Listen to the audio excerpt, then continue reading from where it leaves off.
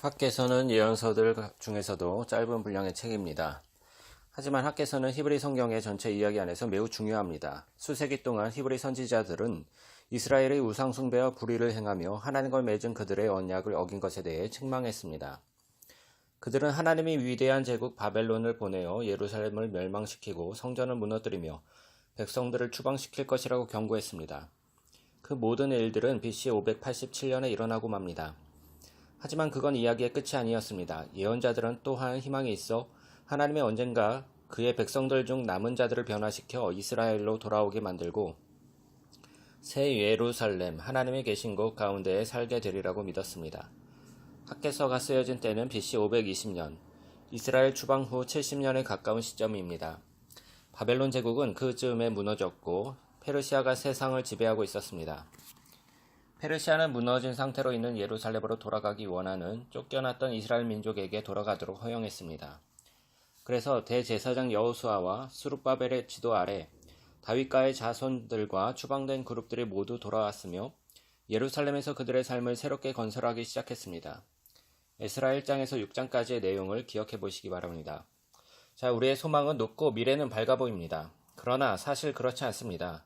적어도 학계의 관점에서는 말이죠.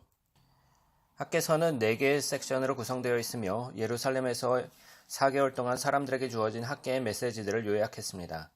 그는 잘못된 우선순위를 가진 사람들을 책망하면서 시작합니다. 그들은 예루살렘으로 돌아왔지만 그들의 모든 시간을 자신들의 화려한 집을 짓는 데 시간을 쏟고 있었습니다.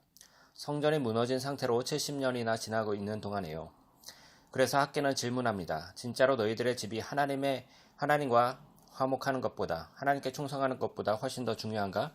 학계는 말합니다. 이런 방치 행위는 너희 조상들의 언약을 어긴 것과 버금가는 것이다. 왜 땅이 여전히 생산성이 낮으며 왜 그들에게 가뭄과 기근이 덮치는가?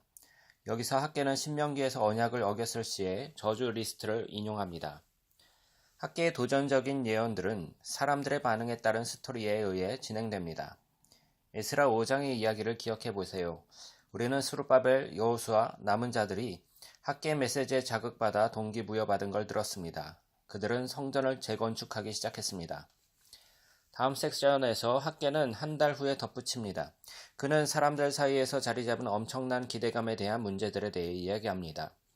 그들이 재건축하고 있는 성전은 정말 너무나도 평범했습니다. 500년 전 그 터에 지어진 솔로몬의 성전의 영광에 비하면 이 성전은 초라하기 이를 데 없었습니다. 그래서 이 프로젝트를 마치는 것에 대해 매우 의욕이 낮았습니다. 그래서 학계는 성전과 하나님의 나라의 미래에 대한 광대하며 예언된 언약들을 사람들에게 상기시킵니다. 그는 이전의 예언자들, 특히 새 예루살렘에 대한 이사야와 미가의 예언들을 가져옵니다. 또한 그곳은 하나님의 온 세계를 구원할 장소가 될 곳이며 모든 나라가 나와 하나님의 나라에 참여하고 평화의 시대로 귀착되는 곳이 된다고 말합니다. 그래서 성전은 미래에 있어 하나님의 계획에 중요한 키 역할을 합니다. 학계는 절망적인 상황들에서도 불구하고 사람들에게 소망을 갖고 일하도록 요청합니다. 세 번째 섹션에서 학계는 2달 뒤 언약에 대한 신실함을 요청하는 일을 덧붙입니다. 그는 제사장들의 제사적 정결함에 대한 대화에 관여합니다. 레위기에 나오는 모든 핵심 개념들을 기억해 보세요. 그는 만약 누구든지 죽은 사람의 몸을 만졌거나 제사로 인해 부정해지거나 죽은 것에 의해 자국이 났고 그리고 나서 어떤 음식에 손을 댄다면 그 음식도 부정한가라고 묻습니다. 레위기를 아는 제사장들은 네, 부정합니다 라고 말하죠. 학계는 이 상황을 비유로 풉니다. 그는 이스라엘 사람들과 그들의 손으로 성전을 재건축하는 것에 대해 이야기합니다. 만약 현재의 세대들이 그들 자신에게 겸손하지 못하다면, 만약 그들이 불의에서 벗어나지 못하고 무관심하다면 학계는 그들이 새 성전까지 포함해서 그들의 손으로 짓는 모든 것들이 부정해질 것이라고 말합니다.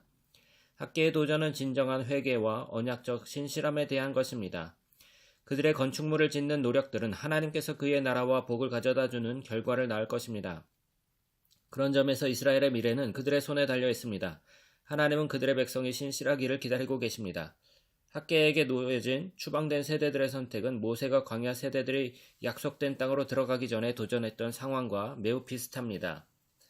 그들의 순종은 복과 성공을 가져올 것이고 그들의 신이 없는 모습은 패망으로 이어질 것입니다. 학개서는 학개의 하나님의 나라의 소망에 대한 기대들을 요약해 결론 짓습니다. 하나님은 새 예루살렘에 그의 영광스러운 국제적인 나라를 중심에 세우실 것입니다. 그곳에서 그분은 모든 나라들 사이에서 악을 마주치고 물리칠 것입니다. 그는 파라오의 군대의 패배와 출애굽 이야기를 사람들에게 상기시킵니다. 하나님은 여기서 다윗에게 하신 그의 언약을 성취시키고 다윗의 족보로부터 왕을 세울 것입니다. 학개 시대에 이는 스룹바벨로 묘사됩니다. 책은 찬란한 미래의 선택을 제시하며 마무리 짓습니다. 질문이 있습니다. 학개의 세대들은 하나님께 신실할까요? 그들은 모든 약속들을 완수해낼까요? 스룹바벨은 주 앞에서 계속 신실할까요? 그는 메시아 왕으로 드러날까요? 여러분은 이를 알아내기 위해 예언자들의 마지막 두 책인 스가랴서와 말라기서를 계속 읽어야 합니다. 하지만 여러분은 이 짧은 책이 하나님의 백성들 중 모든 세대들에게 얼마나 위대한 도전을 하고 있는지 볼 수 있으며 우리의 선택이 얼마나 중요한지, 그리고 하나님의 백성들의 순종과 신실함이 하나님이 이 세상에 그의 목적을 이루시기 위해 선택하신 한 부분이며, 이 놀라운 진실은 그들이 다가오는 하나님의 나라를 기대할 때 겸손함과 하나님의 백성들의 행동으로 이어지도록 동기부여시킬 것입니다. 이것이 학개서의 전체 내용입니다.